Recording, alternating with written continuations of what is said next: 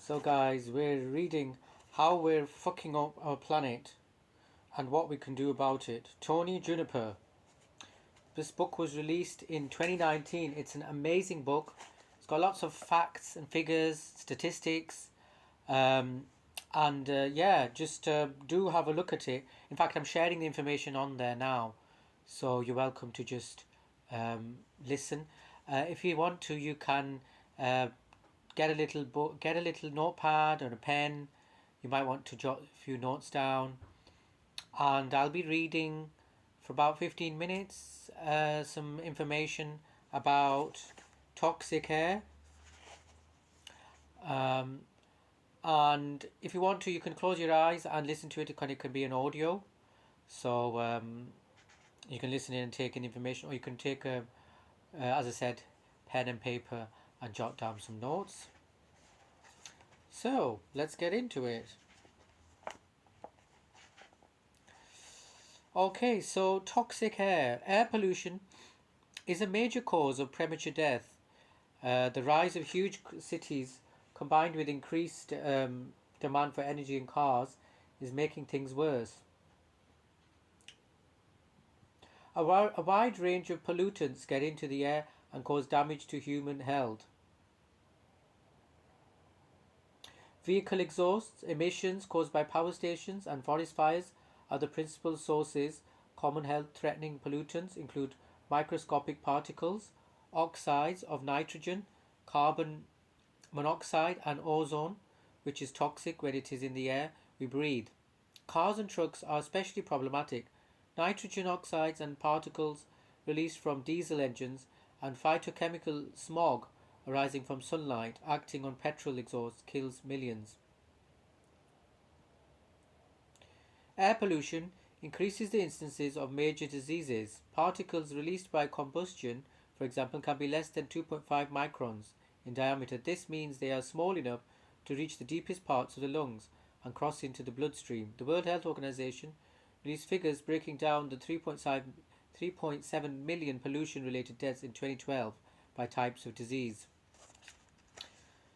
So that is quite disturbing, isn't it, guys? 3.7 million estimated number of premature deaths caused by air pollution in 2012. The majority were in developing countries. So this is the stranglehold that I was talking to you about, that the reptilian overlords have through the fossil and military industrial complex. So do have a look at my other videos related to that.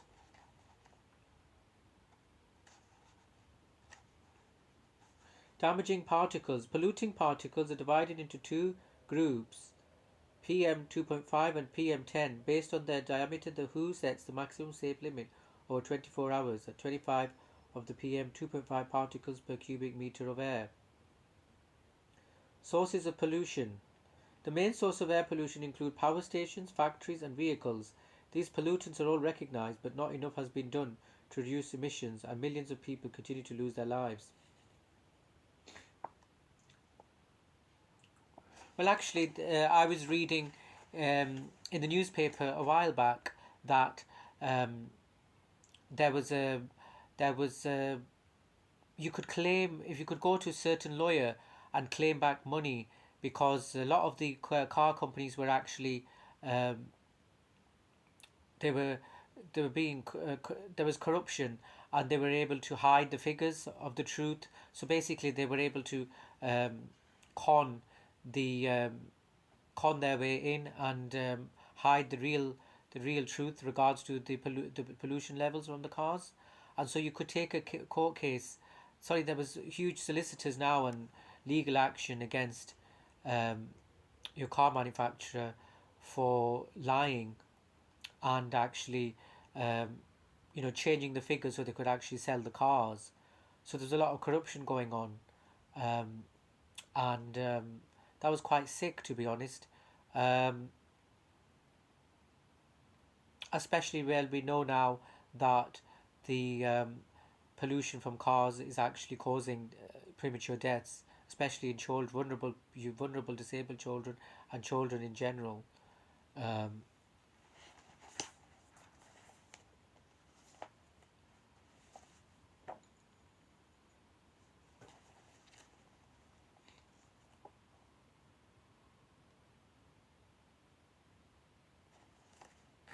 Strokes. So pollutants can cause damage to blood vessels in the brain, causing causing oxygen starvation in brain tissues and death. 40%. Heart disease. 40%. Toxic particles which can get in. Pollution can cause blood vessel damage, restricting the blood flow and triggering heart attacks. COPD 11%.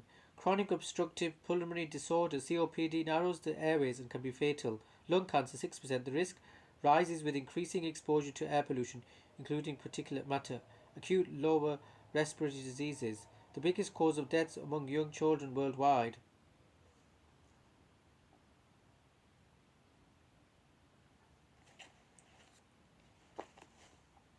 Most toxic parts of the world.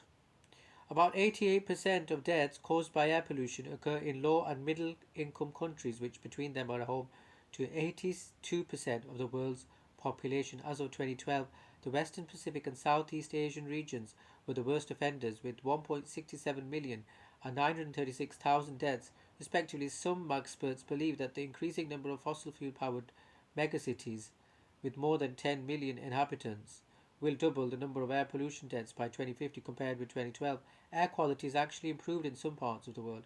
The blue regions on the map below signify the reductions in air pollution deaths since the 1850s.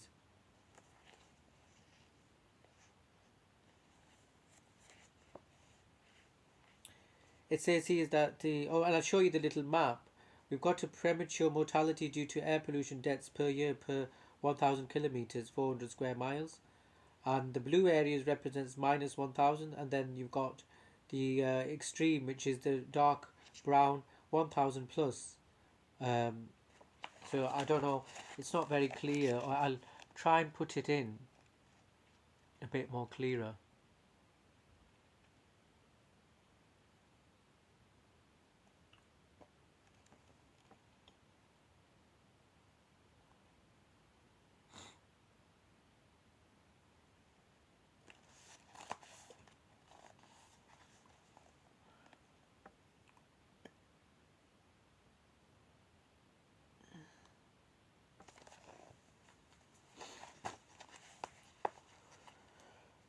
So basically, it looks like some parts of the Russia's some quite a major parts of Russia seem to be not very toxic, which is fantastic.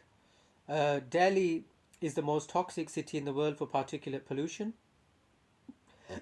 In London, legislation was introduced in the 1950s to combat thick smog, improving air quality. Beijing, pollution periodically reaches 20 times the limit recommended by the World Health Organization. Funnily enough, I came across a research study, I don't know whether it was in the newspaper, and there were scientists from Beijing who actually were actually admitting to the damaging effects of pollution from cars and factories and stuff. Um, and they were linking it with heart attacks, increased risks of heart attacks and strokes, etc. New York, there have been reductions in smog and other pollution, but it still contributes to around 6% of the annual deaths in the city. Mexico City, the capital city of Mexico, tops the league for polluted air in Latin America.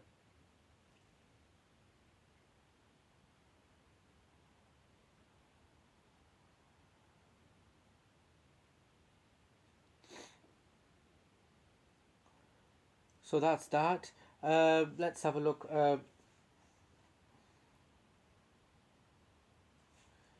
What we can do, it says here, we can go electric. Choosing an electric vehicle over a petrol or diesel powered car will do your bit to improve air quality and improve public health. Plant trees. Increasing the number of trees in polluted urban areas can help to clean up the air, leave catch particles and other pollutants that are washed to the ground when it rains. And something they doesn't mention in this section is Stanley Meyer's water fuel cell, and basically he claimed he was an American inventor who had an invention claiming to have the car powered by water fuel cell, and then it was replicated in Japan, and unfortunately he was threatened and he was you know bumped off by the authorities. But what's even more disturbing is that um, we obviously have these green technologies, we've had them for a long time and they've been suppressed. And so the powers that be have obviously wanted this, their whole intention has been all along to reduce the population down to a controllable level. As Prince Philip said himself, um, he'd like to come back as a deadly virus. And there's the Guildstones of Georgia, where it was written in stone that they needed to control the population to a certain level. Um, and so that's why we've got our waters, sewage being dumped in lakes and rivers now, and so many. And then also there's been there's been an MP in Parliament in the UK who's been ousted for calling out the vaccine rollout as a genocide, and that's now we're in April 2023, and that's the situation there. So they're desperate to reduce the population, and they're also increasing the space race, and because they're desperate to find a new home because they've trashed this home.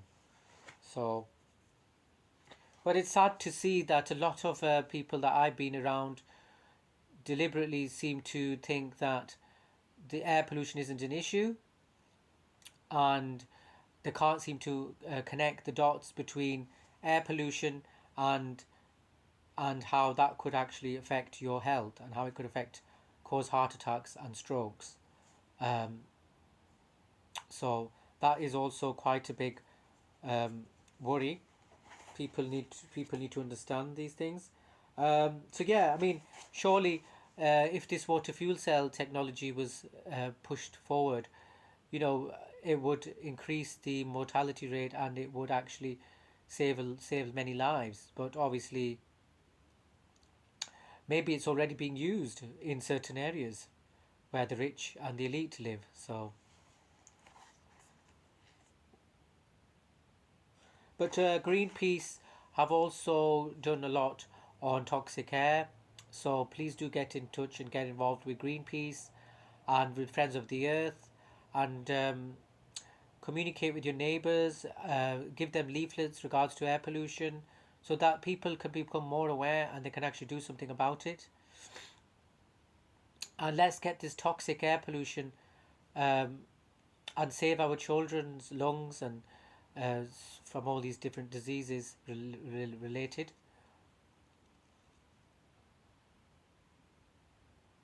Obviously, the fossil fuel industry is a multi-billionaire industry, and so they will actively suppress anything that threatens them. So we need to be mindful of that also.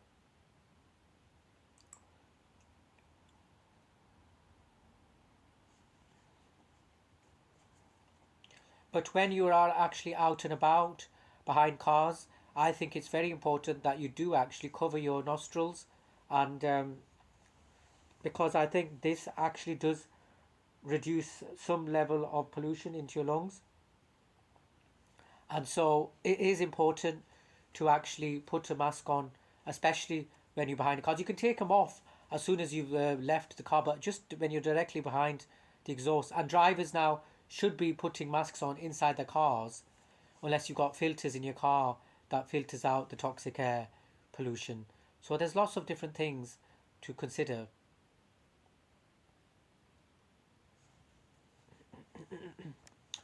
Anyway, guys, I hope that helped. As I said, this book was released in 2019 by Tony Juniper,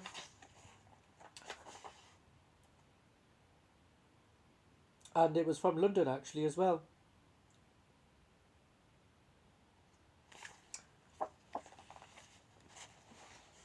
Thank you, guys. See ya.